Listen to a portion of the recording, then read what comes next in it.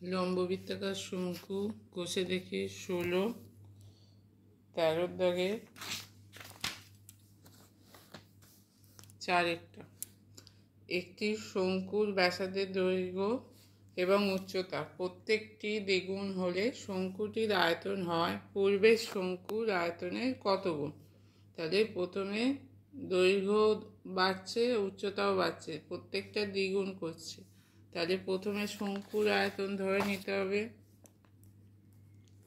প্রথম শঙ্কুর আয়তন হচ্ছে 1/3 পাই আর স্কোয়ার এইচ। এবার ব্যাসার্ধ, নতুন শঙ্কুর আয়তন ব্যাসার্ধ দ্বিগুণ উচ্চতা দ্বিগুণ 1/3 পাই 2r স্কোয়ার ইন্টু 2h, দুটোই দ্বিগুণ করা হচ্ছে। তাহলে 1/3 পাই 4r স্কোয়ার ইন্টু 2h, 4 আর 2 গুণ করলে হচ্ছে 8। ভেতরে আমি 1/3 পাই আর স্কোয়ার এইচ যেমন আছে থাকছে। তাহলে 8 গুণিতক, এইটা আগের আয়তন, তাহলে 8 গুণিতক ভি। তাহলে নতুন শঙ্কুর আয়তন সমান 8 গুণিতক পূর্বের শঙ্কুর আয়তন। তাহলে শঙ্কুটির আয়তন হবে পূর্বের শঙ্কুর আয়তনের 8 গুণ। 5টা একটি লম্ববৃত্তাকার শঙ্কুর ব্যাসার্ধের দৈর্ঘ্য r/2 একক, তির্যক উচ্চতা 12 একক হলে সমগ্র তলের ক্ষেত্রফল কত হবে।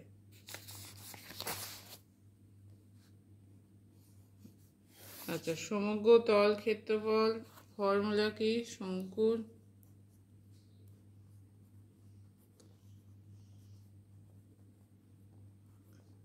সমগ্র তল ক্ষেত্রফল সমান হচ্ছে পাই আর, এখানে আর মানে হচ্ছে ব্যাসার্ধ r/2, তাহলে পাই r/2 ব্যাসার্ধ r/2 আর প্লাস এল r/2 প্লাস তির্যক উচ্চতা এখানে হচ্ছে 2l প্লাস 2l বর্গ একক।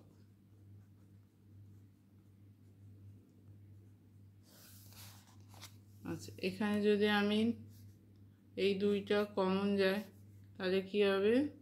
2 পাই আর বাই 2, 2 কমন গেলে এখানে কত হবে? 4, তলায় 2 গুণ করতে হবে, তাহলে একটা হয়ে যাবে r/4 প্লাস এল। আচ্ছা, এখান থেকে 2 কমন নিচ্ছি, এখানে তো 2 নেই, তাহলে এই দুইটা এখানে একটা 2 ওপর নিচে যদি লিখি তাহলে r/2কে আমি লিখলাম 2/2, তাহলে একটা 2, এই দুইটা কমন নিয়ে নিলে তলায় কী হবে? r/2 গুণিতক 2 r/4, তাহলে এই 2 কেটে যাবে, তাহলে পাই আর এল প্লাস r/4 বর্গ একক। বিয়েরটা পাই আর এল প্লাস r/4 বর্গ একক।